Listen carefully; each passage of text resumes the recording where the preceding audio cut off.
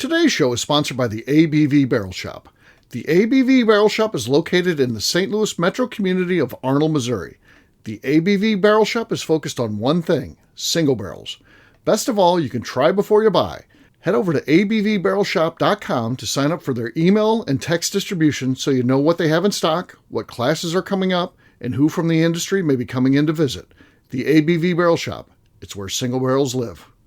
We're also sponsored by the Bar to Go. The Bar to Go offers traveling minibars that are no bigger than a small purse or toiletry bag. Best of all, they are fully customizable so you can create the perfect piece that is unique for you. If you own your own business, what a fun and unique way to promote what you do. Check them out online at thebartogo.com. That is the number 2 in the Bar to Go. If you have wholesale questions, call my friend Isabel Clark at 504-481-1297. Finally, we are sponsored by the Neely Family Distillery. NFD is a family-owned business that keeps ringing up awards in the spirits world. Head to Sparta, Kentucky to experience the family history, award-winning spirits, and meet the Neely family. Check them out online at neelyfamilydistillery.com. Now, on to the show. Let's drink!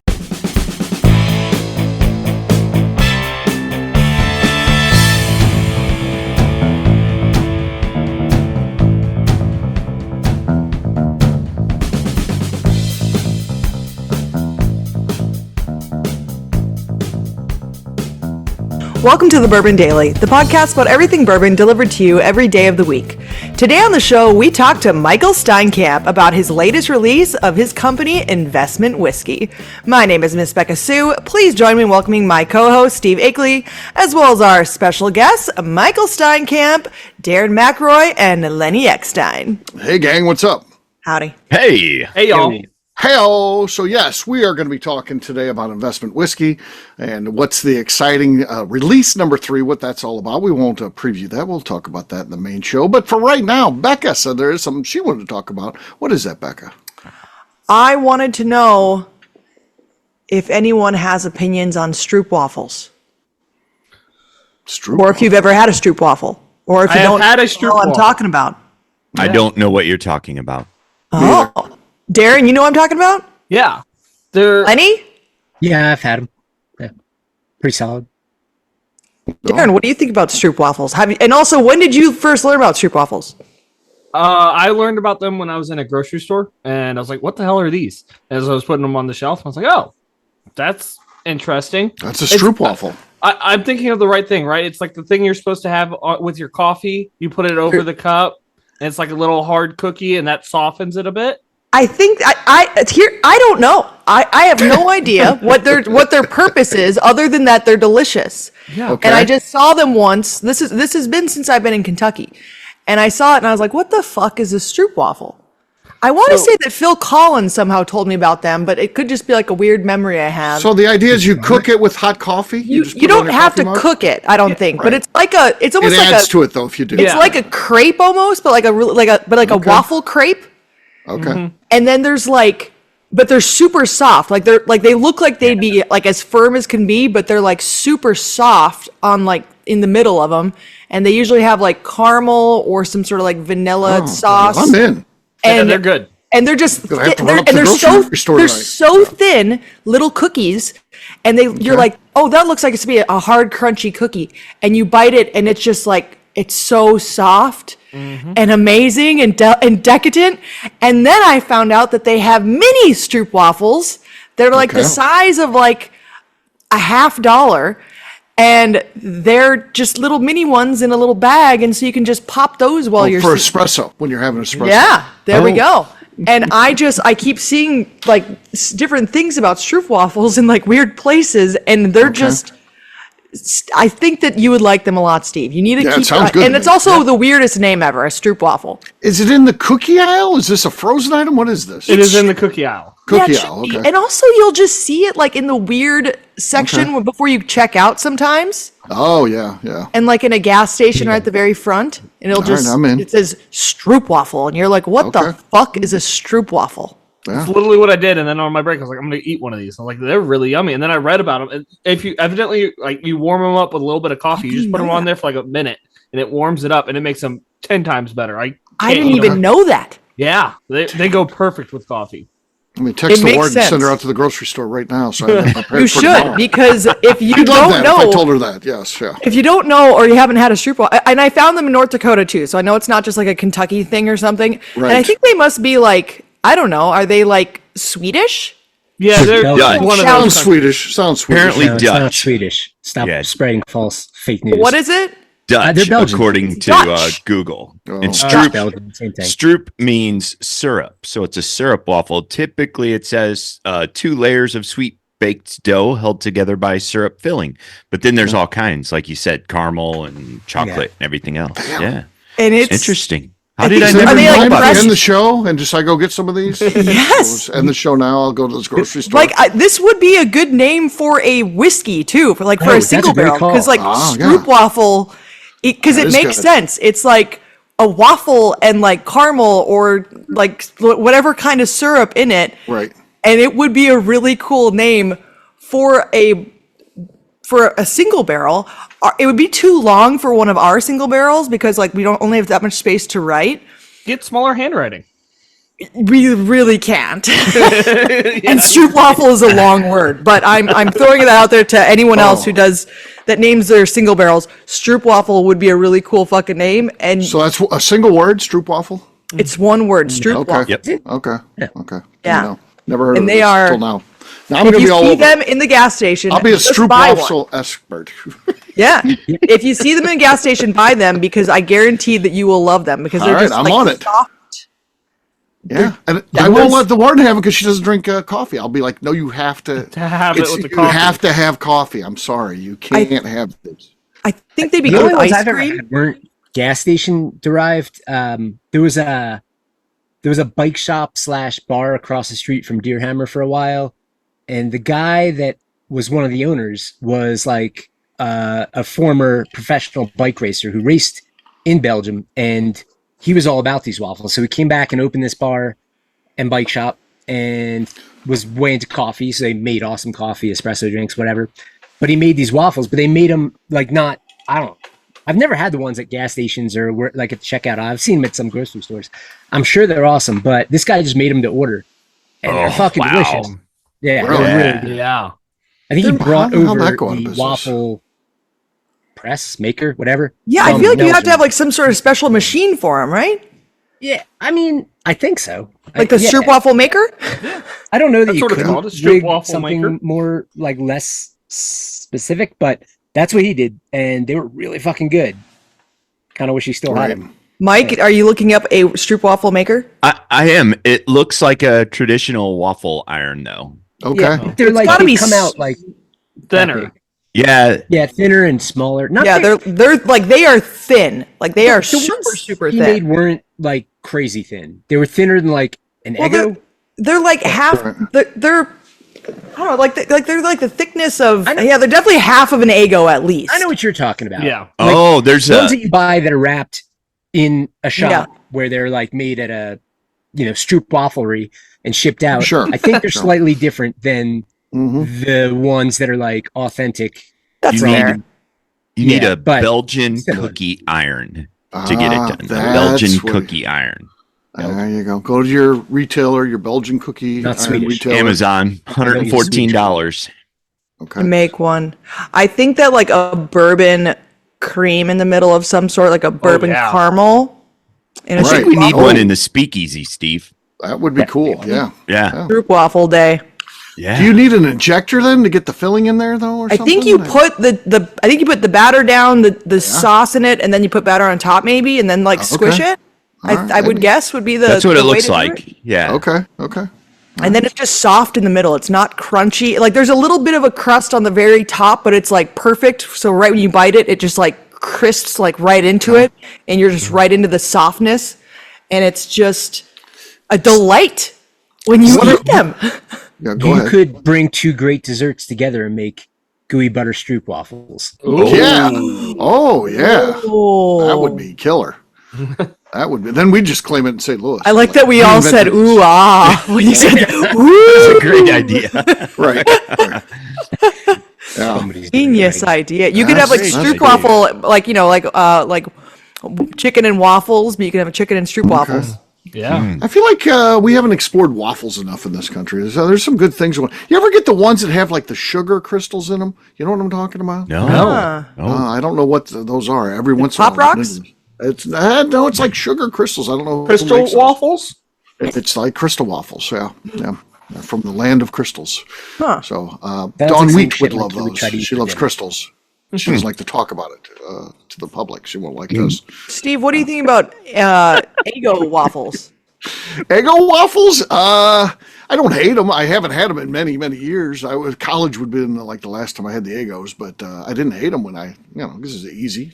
They have their place in life. I had them like every morning, like leaving for school. My dad would make me an Eggo, and it never tastes the same when someone else makes me an Eggo. I don't know. Like my dad would like. He had it down. He would, after he'd toast them, he'd just like.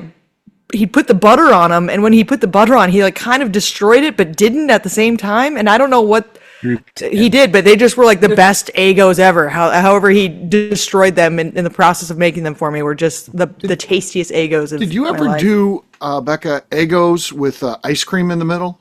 No, Like an ice cream sandwich with Eggos? That's actually good. I bet that's really That's, good. I've done that That's- with like not Eggo waffles. Okay. The zoo used to have like a funnel cake thing, and you could get ice cream on your funnel cake, but they also made waffles, and so I had a waffle with ice cream on top. That was It's fantastic. good. It's good, right? Yeah. A little bit of pecan sprinkled in. Yeah. Well, What that's a if whole you St. did- Louis thing, right? 1904 World's Fair. There you go. Isn't that right? Sure. What if you did like waffleception, where you like did a waffle, you put ice cream on top of it, and then you crumbled up, or you kind of have to break up, I guess, a stroop waffle on top of that. Oh, you could just eat it like that. It sounds like that. We should get out of the bourbon stuff and just get into waffles. We should start making waffles. Sure. We have great Waffle- ideas. The Waffle Millennial Daily closes podcast. distillery. Yeah, he'll be a waffle guy. The would waffle, definitely be easy. waffle distillery. Yeah, well, there you go. There you go. All right. On that note, guess what, gang? It's time to drink. What is everyone drinking? Again, Becca had a good. She said it was going to be bad, and once again, that was a good one. So Yep. you just never know. We'll let Darren go first. He looks like he's ready to go. Very excited about this cork pop. What do you got there, man? I got some Lionheart whiskey, 8-year-old American whiskey, finished in a rum cask. Okay. That's solid. Solid. Could be enough to win. Might not be. We'll see. Lenny's next. I've got the Buzz Droost Cigar Rye. Okay. It's a good one. Nothing there, Lenny. You're back to your old ways. And you're still not, we can't even hear you talking, so you must have muted yourself accidentally. Maybe. What just happened to Darren? Did you hurt yourself? I pinched my hand fat in the bottle as I was closing it down. Oh, It did my not God. feel good. And say hand muscle next time, Darren. Yeah. Okay. Yeah. Made Those us small smile. hands, you got to take care of them, man. Yeah, I Out of know. nowhere, he's in Right. agony. Oh. I was like, "What is happening?" Right, right. All right, Becca, you're next. Since it's Lenny Eckstein night, I've just got some Deer Hammer here to drink.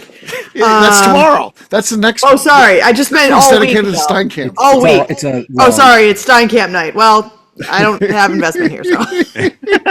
But I do have Deer Hammer, Okay. the bottled in bond bourbon.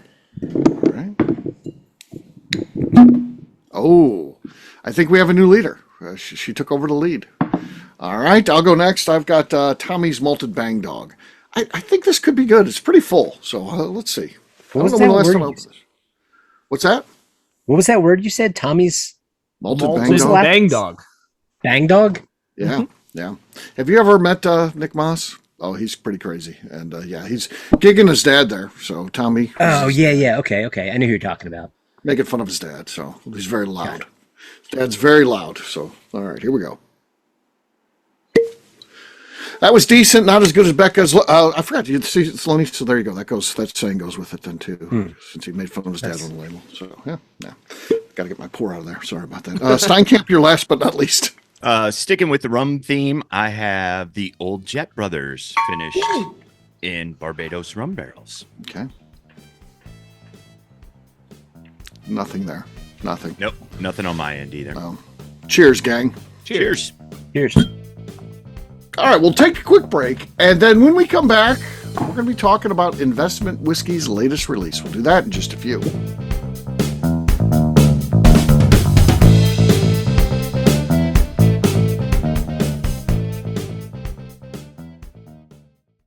Okay, let's talk about the people that make these shows happen. First up is the Stave and Thief Society. Via their in-person class at Moonshine University in Louisville, Kentucky, the Stave and Thief Society is the place where you, a bourbon enthusiast, can expand your knowledge and emerge an executive bourbon steward. In 2017, I completed my executive bourbon steward certification. It's the most comprehensive bourbon certification available and connects you with an expansive network of bourbon enthusiasts and professionals. Check out the full listing of in-person and online certifications and join the society today by enrolling at staveandthief.com. Speaking of executive bourbon steward certification, the ABV Barrel Shop in St. Louis, Missouri has developed a unique partnership with the Stave and Thief Society to offer a preparatory class to assist you in getting your executive bourbon steward certification. This prep class costs only $25 and is available to take live or online via Zoom. Graduates of our class receive a coupon code good for 15% off your executive bourbon steward certification held in Louisville, Kentucky. This saves you almost $90. Additionally, you can collaborate with fellow attendees to split travel costs when you go to Louisville. If you're interested in signing up for the class, simply head over to abvbarrelshop.com and check out the classes and events page. Last but not least, we are sponsored by Neely Family Distillery. Royce Neely is the 11th generation distiller in one of America's oldest distilling families. A visit to Neely Family Distillery takes you through family history, where you can see all the artifacts and newspaper clippings through the years from this family that started distilling in America after James Neely arrived from Northern Ireland in 1740. Today, Royce Neely and his team are crafting some of the best spirits in America. Their bourbon and absinthe offerings keep winning top honors in the spirits competitions. Recently, their absinthe made history as the first platinum winner in the absinthe category at the San Francisco Spirits Competition. Neely Family Distillery is definitely a bucket list destination if you are a bourbon fan. Learn more about their spirit offerings, visiting their facility, and the awards they have collected over at NeelyFamilyDistillery.com. And now, back to the show.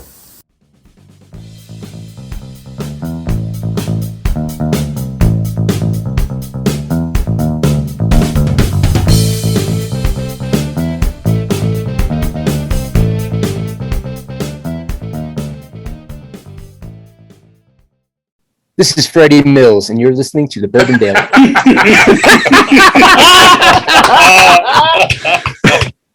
Welcome back to the Bourbon Daily. Today we're talking to Michael Steinkamp about investment whiskey. Yes, we are. Steinkamp, what's going on with investment whiskey? What do we need to know? Investment Whiskey has released their third release finally. It's taken a while, but we finally got there. We went out to our friend Demetrius Kane at Nobleton's Distilling House and bought a barrel from him. It is 51% sweet corn, 45% malted rye, 4% malted barley. If you're a Boxing Bear fan, I believe that was Boxing Bear 1 and 2. Is that right, Darren? Yeah. Not 2. It was 1 and 3. But 1 and 3. I knew he would know. I asked Demetrius. I had no idea. Sure. I don't know what any of them are. I know you don't. And then we finished it in a Caribbean rum barrel for 4 weeks, and I tasted it every week. As anybody that's followed along knows that I'm a fan of Angel's Envy, and Angel's Envy, their rye, which is finished in Caribbean rum barrels, I really like, but I think it's too sweet. Again, with investment whiskey, it's all about complementing the original whiskey, not overpowering it. So I wanted to make sure that we didn't get too sweet or syrupy with the rum. So every single week I went out and tasted it. And after 4 weeks, I went, yep, that's it. And so then we pulled it. It comes in at 110.8 proof. All right, 110.8. Sounds good. Sounds good. Available right now exclusively at the ABV Barrel Shop. It came out on the 8th. Obviously, today is August 17th, so a couple more days exclusively with us. Then it goes out to the marketplace, which is kind of cool. Yeah, so that's pretty awesome. So just kind of we had a fantastic thing. Yeah, pre-order sales too were really good. We have 180 bottles. Is what we got out of that. So. It's going and of course, we're recording this before we have the event. The event is August 8th. We're recording before that, just to let the audience know. And we haven't had the event yet, but the event's sold out. You got a full house. You got all tickets sold. Yeah. All tickets sold, plus we do 5 extra ones. We got 30 people, which is as many people as we can squeeze in the ABV Barrel Shop. That's it. So you got 30 people. You got a waiting list. It's past comfort. But when somebody wants something, we don't like saying no to people, so we keep going until we can have to then finally say stop. So that's pretty exciting. So yeah, Pete, there's some enthusiasm for what you got going on there, buddy. Yeah, I'm definitely feeling the love. I did taste it out when we did the 2-year celebration at the ABV shop. I did have it on hand, so some people got to try it and sample it ahead of time, which again helped with those pre-orders of the bottle, which again is the idea that 18 months ago I'd have a whiskey that people would want to pre-order the bottle, right, and then we'd sell out the shop weeks in advance is just crazy to me. So let's review too. This is give you an insight into a small business. You're planning quarterly releases on this stuff. So you put out your first one, and then 3 weeks later you put out your second one, and then 8 months later you put out your third. So you're following your quarterly map perfectly. Yep. So yeah. So four times a year on a quarterly basis, you're going to do a release, and it sounds like it's going well. As with any small business, you learn a lot of stuff along the way. Right. You have the best plans, but life. You can say you've got the best plans, but this is a little. We had to move locations because of planning and zoning stuff, and more than once for you, right? Yes, that happened twice. Yes, it happened twice. Planning and zoning, and then a landlord. We were in a place for 1 day, right? Just enough time for you to submit the paperwork to the government, of course. It gave you time to get it turned in, and then have to go back and say, hey, I just turned in this new thing. I'm going to have to move yet again. Yeah, we wanted to be based in Arnold, Missouri. I live in Arnold, grew up in Arnold. The shop's in Arnold. We wanted to be based in Arnold, but they were. I'm like, I'm subleasing this facility, and they're like, well, it's not zoned for industrial. I'm like, I'm not really industrial. I just store boxes of bourbon there. And they're like, yeah, that would be industrial, not commercial. Right. Well, the other business you were splitting it with, by the way, was every bit as industrial as you were. So I don't know how that ended up for the person you were. It will just it all kind of disappeared somehow. Okay. I don't know. I could have stayed right where I was. Thank God. Yeah, right. So a buddy of mine owns a heating and air conditioning company, and so he was subleasing me like a corner in his building, and we literally built walls because Missouri said, well, you got to have it separate than everything else. So we went in, built walls, put it all together, moved all of our product in there. And then a month later, the city called and told me that it wasn't zoned for that. So did they tell you were operating as a warehouse? Is that why you couldn't? Yeah, because I was storing boxes. I love that shit. It was ridiculous. I mean, and actually, Lenny, they called me because they said, the original call was, you don't have a retail license. And I said, well, I'm not a retailer, so I don't need a retail license. You're not selling anything there. Yeah, I'm not. Yeah. To the public, you're wholesaling, of course. Right. I'm wholesaling. And then somebody then called the planning and zoning from that same department and said, well, he's doing this. And then they called me, and I'm like, I'm storing 20 boxes. I bet if you sold investment whiskey shirts 1 day a week, you would have been able to get a retail license, and they would have been all good with it. Well, and then they're like, that area is zoned commercial, which means you have to have a phone in it. You have to have an internet connection. You have to, there are 6 different businesses on the lower level of this shopping area, and none of them were open like that. It was like a cabinet maker, heating and air conditioning stuff. It's like a failed strip mall that they're now turned into industrial storage. Yes, commercial though. Right? Yeah, commercial. It was ridiculous. Commercial industrial storage. Yeah, right.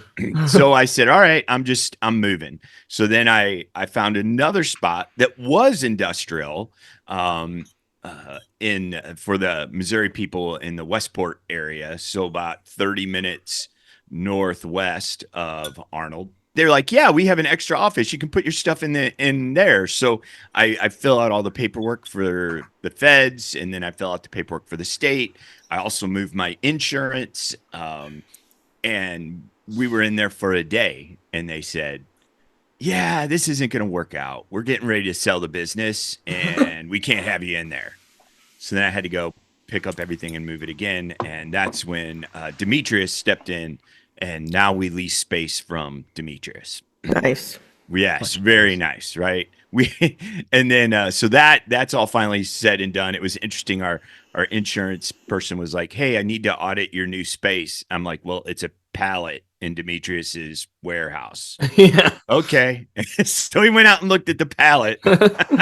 You're like, this is it. That's it. There it is. Yep. They have a American sprinkler. dream Yep. right here. Good to go. Yeah. So there was that whole thing, and then it's creating cash flow, to be able to get more. But it's just been a learning experience, and we're in more and more places now. It's going great. It's good. We have cash on hand. We have our next barrel is already finished. It's not bottled yet, but finished. We'll release that in October, so we're getting closer to quarterly. Okay. Then I'm going to screw it up, Okay. and I'm going to release something right before Thanksgiving too. But we don't. Can you tell us? Can you let us? Can we know what the other ones are? Or Sure. is- The next one, release number 4, we bought a very interesting barrel. It's from Demetrius. It's 100% malted wheat. Nice. Very, very strange, right?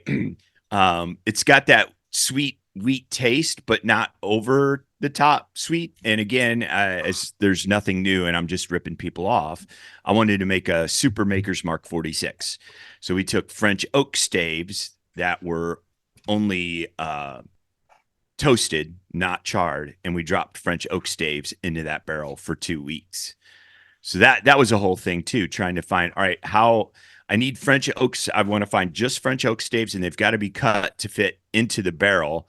And so I did a web search for average bunghole size. Sure. There were some you don't images there. Don't want to do that on your work computer unless you own the company. But 2.75 inches is the answer, by the way. Oh, God. So then we found those staves, dropped them in there, and that only took 2 weeks. And I was like, ooh, that's good to go.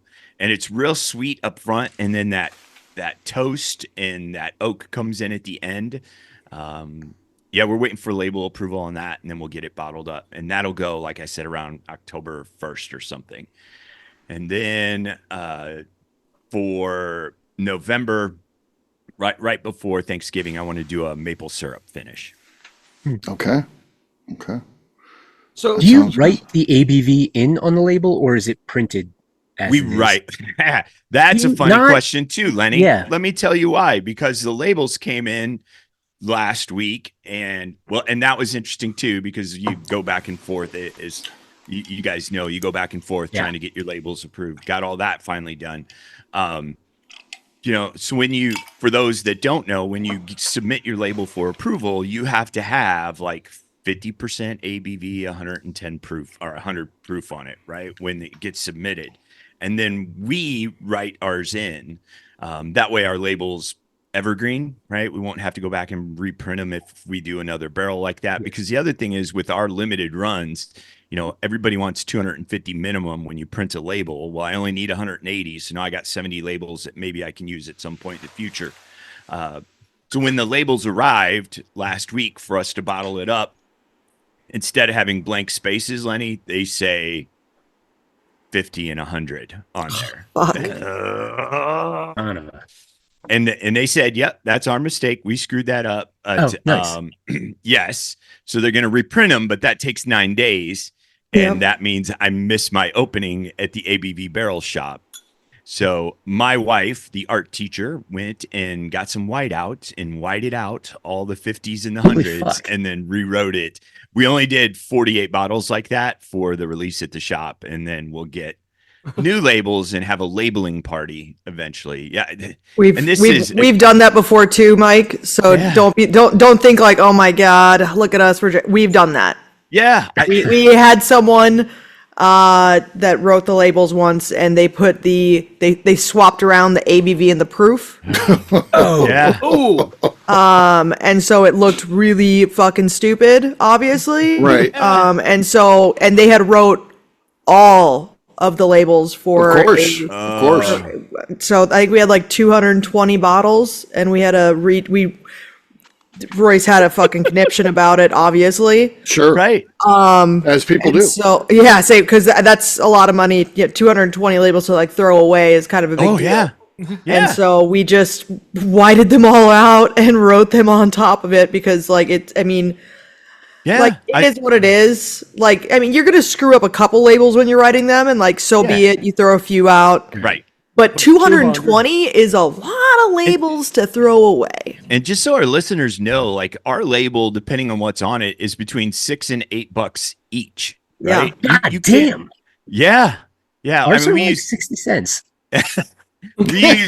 we're crazy. We use heavy paper. It's actually 4 different labels, and we have them embossed, and then there's metallic put on them. You know, we're trying to be a premium brand, and so we spend some money on our labels. But yeah, that's why I'm saying you can't just chuck those labels. And I had to have them for the shop, so it is what it is. I'm going to send you some contact info to a new label printer. The reason why I brought up writing in there, and I could actually understand where you're coming from if it's like, you know, a few hundred. But when you said, if I recall, the ABV was 55.4%. Yes, that's writing correct. for me. I'm okay with writing 55, but that 0.4 drives me fucking insane. Oh, yeah. I'm just going to splash a drip of water in there. And now it's 55. Yeah. And my hand cramps less. It's a good point. I'll have to remember that next time. Pro tip. Yep. On occasion, there's sometimes where you see what the proof is and you're like, what is it? It's like a not be an point, 8. I hate point writing 8s.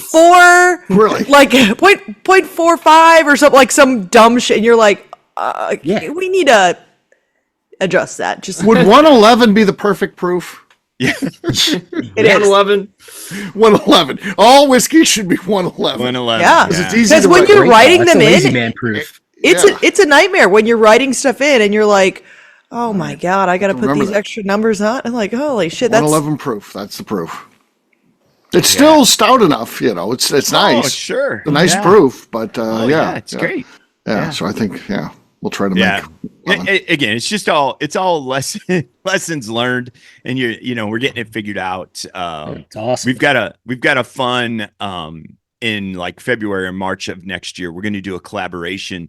There's a winery in Hillsborough, Missouri, that wins best winery in St. Louis year after year after year. It's called Wild Sun. We're going to do a that's a good one. collaboration Nice. with them with a port barrel. So they're doing their own port. nice. And the head wine guy, I know there's a name for those. Winemaker? It's not distiller. They Snob. have a special. What is it? Snob. Snob. He's a This guy snob. would be Mark Bayman's the guy. He's farthest from a snob. He's another musician as well. And so we're going to pick out one of his port barrels after he dumps it. And then he'll come with us and pick our barrel, and we'll a collaboration thing for early Collaborations next are year. fun, man. Yeah, that's it's going to be awesome. a great, and they kill it with the winery. So it'll be nice to be able to attach their name as well. Hey, random question. Yes. What type of barrel out of 3 barrels, out of a rye whiskey barrel, a rye bourbon barrel, or a 4-grain with the oats, which one of those 3 would you want to finish your red wine in? The oat bourbon. Bourbon, I would say. Yeah. Yeah, Bourbon one?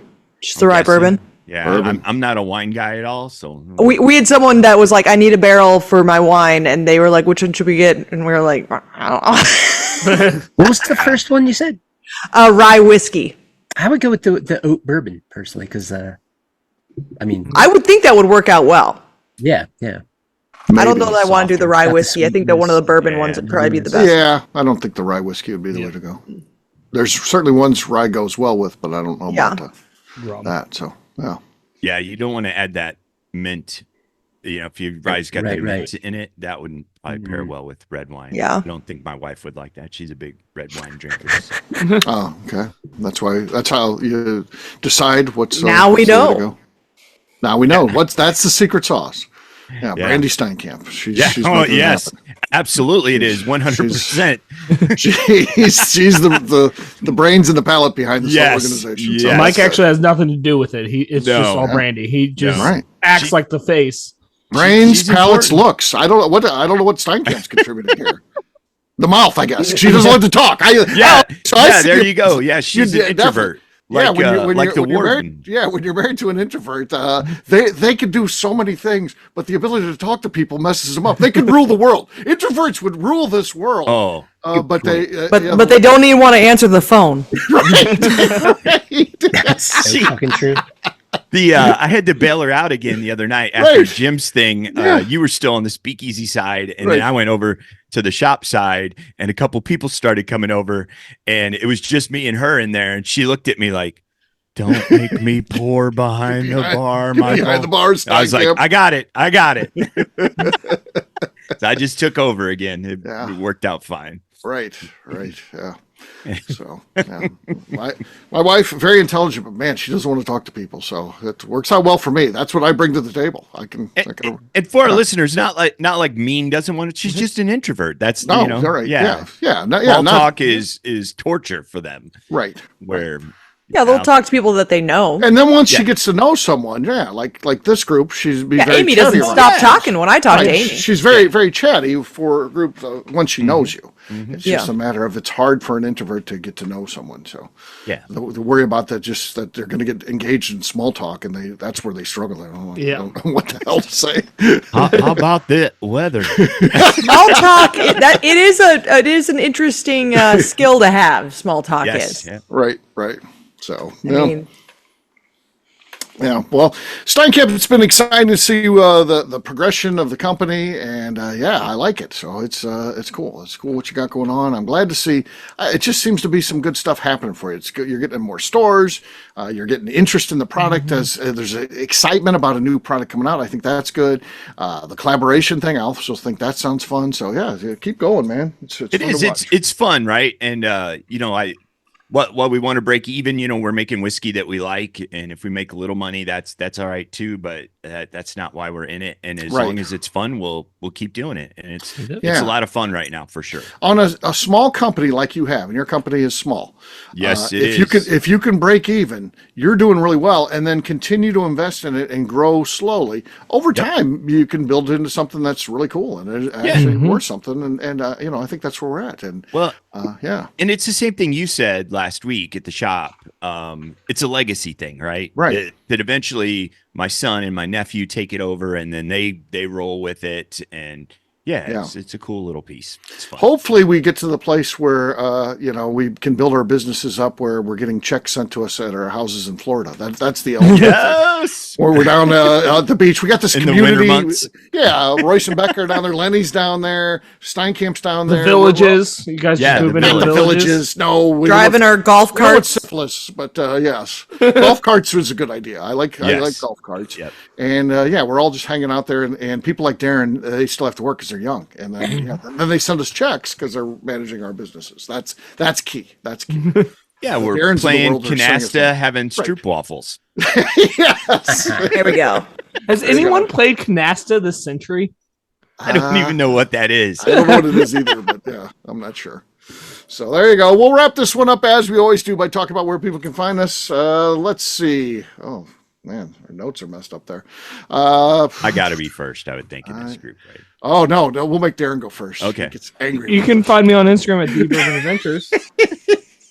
This is controversial. I didn't realize this, that Darren going in front of, because it's always in order of seniority, and Darren wants to point out that he should be in front of Steinkamp. But I think he should be. All right, go ahead, Steinkamp. You can find me on Instagram and Facebook at Investment Whiskey. Lenny. You can find me and the rest of Deerhammer on social media at Deerhammer, on the web at deerhammer.com. And you can come visit me in beautiful Buena Vista, Colorado, although I may not be around. True. That was a little bit, it didn't sound so much like he's going to be on vacation. It sounded like Lenny's... Stick. You never know. He's not going to be around much longer. Be around, I won't be here much longer. Right. Miss Beka Sue, how about you? 40 more years. You can find me on Twitter and on Instagram at Miss Beka Sue, 1K, no C's. All right, for me, I'm an easy guy to find. I'm at Steve Akeley, Twitter, Instagram, or Facebook. I've got a website, steveakeley.com. We've also got a company website, abvnetwork.com. Check it out. Everything that we do is out there. Previous shows, blogs, so much more. abvnetwork.com. Come by and see me, the ABV Barrel Shop, the place where you can try before you buy. We can be found online over at abvbarrelshop.com. Miss Beka Sue, anything else to say before we get out of here? I'd just like to remind the audience to please give us a 5-star review that includes comments. It helps new people find the show, which is very important to us. If you like what we're doing, we ask you please visit our Patreon page at patreon.com/the ABV Network. Great job today, gang. Farnance, we'll have a brand new show for you tomorrow. Looking forward to that. Until then, take care, everybody. See ya. Bye. Bye, y'all. You guys. Peace.